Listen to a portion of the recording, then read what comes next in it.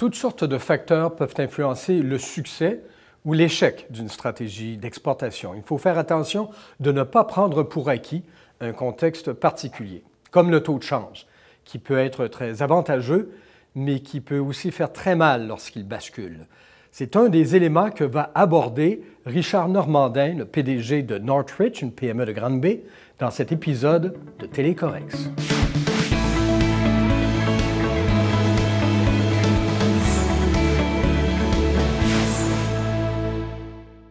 Bonjour, M. Normandin. Bien, bonjour, M. Vézina. Et bienvenue à cette émission de Télécorex, cet épisode où on fait encore une fois parler d'exportation avec Northridge, dont vous êtes le dirigeant, le président, directeur général.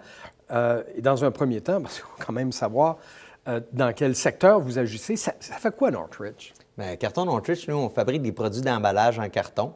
Donc, on est spécialisé dans la lamination carton matière fibre recyclée avec de la colle, puis on fait des produits d'emballage pour solidifier et unir les boîtes sur les palettes, soit des coins de palettes et des mandrins, des feuilles séparatrices. Des tubes.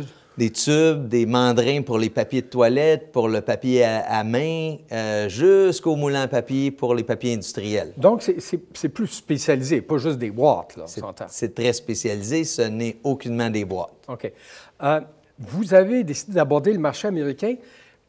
J'aimerais comprendre, est-ce que c'est que vous accompagnez des exportateurs ici en leur fournissant du matériel pour emballer leurs produits, ou vous allez vendre vous-même vos produits aux États-Unis en disant, bien là, il doit y avoir une demande pour justement ce qu'on est en train d'offrir? Donc, nous, Carton Northridge, on a créé deux divisions. Une division qui est Northridge Tube and Core, où on fait des mandrins pour le papier de toilette. Puis on a une division qui est spécialisée dans Northridge Packaging Product, où on fait des produits d'emballage industriel.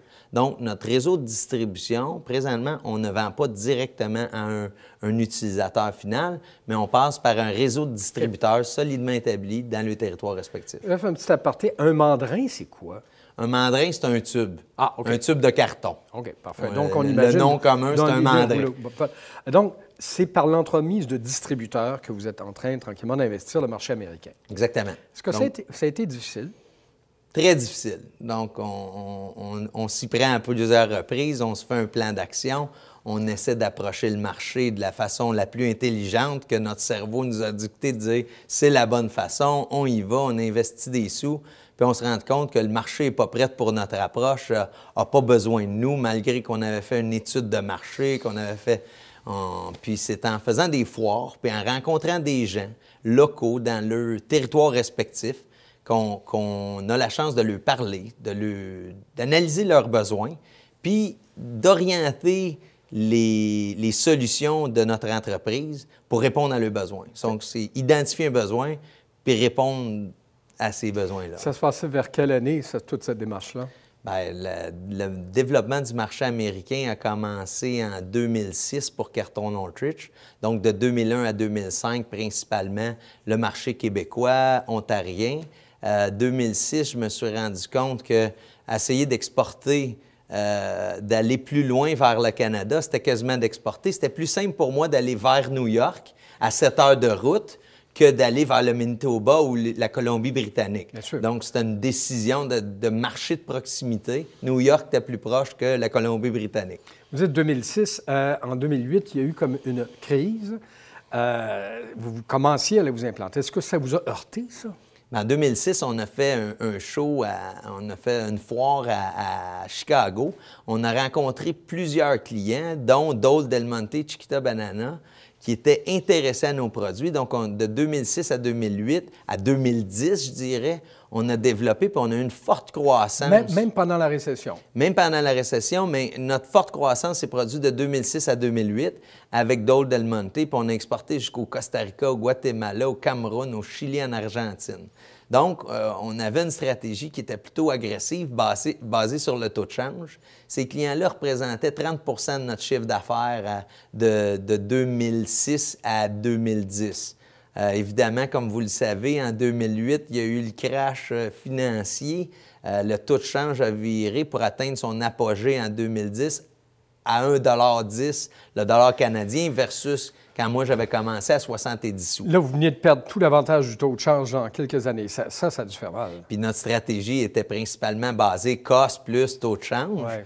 Donc, évidemment, quand on est arrivé en 2010, où je devais subventionner Dole Del Monte et Chiquita Banana pour leur vendre à 10 une petite compagnie, j'ai fait le téléphone fatidique qui signe ton arrêt de mort chez ces clients-là de dire, bien, j'ai plus les moyens de vous vendre.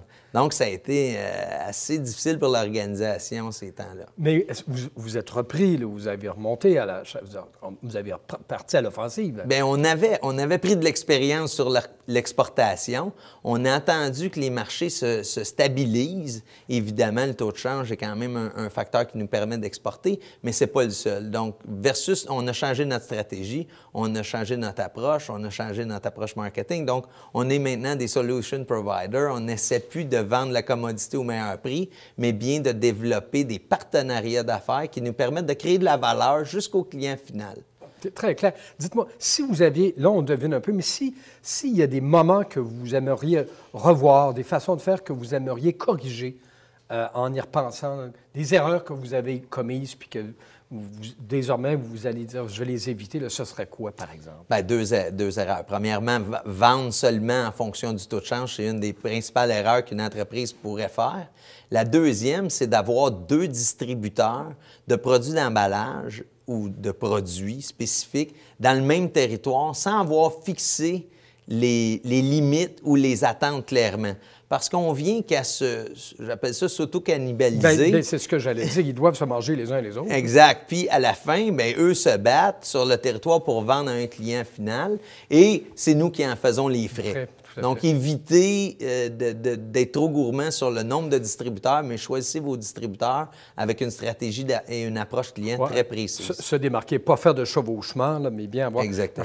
Et ça fait donc une dizaine d'années que vous avez commencé, en 2006. Ça n'a pas dû se faire tout seul. Je présume qu'il y a eu des partenaires qui vous ont épaulé en cours de route. Bien, évidemment, Desjardins nous a aidés lors de la difficulté financière en 2010. Ça n'a pas été facile. Donc, comment? Bien, ils nous ont donné des atermoiements de paiement. Ils nous ont aidés sur des garanties de prêt. Donc, Desjardins était un partenaire depuis 2001 lorsque j'ai démarré l'organisation. Évidemment, on a eu, dans le temps, là, on ne sait plus le nom, là, le ministère de l'Industrie et du Commerce, il y a eu le MDEIE, puis aujourd'hui, le nom, c'est le MESI. Oui. Donc, le MESI nous a accompagnés à différentes étapes par des conseils, des subventions, de l'aide à l'exportation. Ce qui fait que vous n'êtes pas lancé là tout seul, tête baissée. Là. Vous avez quand même pu compter sur des partenaires. Exactement. Donc, à tous les jours, à partir d'une planification stratégique, mission, vision, valeur, objectif stratégique, quel est le plan? Puis un coup qu'on a un bon plan, on essaie de le réaliser, puis on se rend compte sur le territoire que ça va beau être un bon plan dans un bureau, le livrer, l'exécution, c'est toujours deux entre le plan et l'exécution. Des fois, il peut y avoir un petit peu d'écart. Vous n'êtes pas seul à avoir eu des hauts et des bas, là, à avoir dû corriger en tout cours de route le tir, mais vous vous êtes repris, vous n'êtes pas laissé décourager. Je pense que c'est souvent le lot des PME. Si vous aviez un conseil à donner ou en disant « voici un peu comment je ferais si j'étais vous », évidemment, les situations sont toujours différentes. Là. Mais qu'est-ce qui vous revient en tête là, quand vous pensez un message qu'on pourrait lancer en terminant? Bien, y aller à petits pas, faire des petites choses, pas tout investir des gros budgets massifs la première année. Donc, y aller par étapes. Il faut développer la relation, créer la solution et ensuite vendre. Pas essayer de vendre le premier jour. Donc, identifier un partenaire stratégique qui va être prêt à investir avec vous aux États-Unis. Richard Normandin de Northridge, merci beaucoup pour ce témoignage. Merci beaucoup.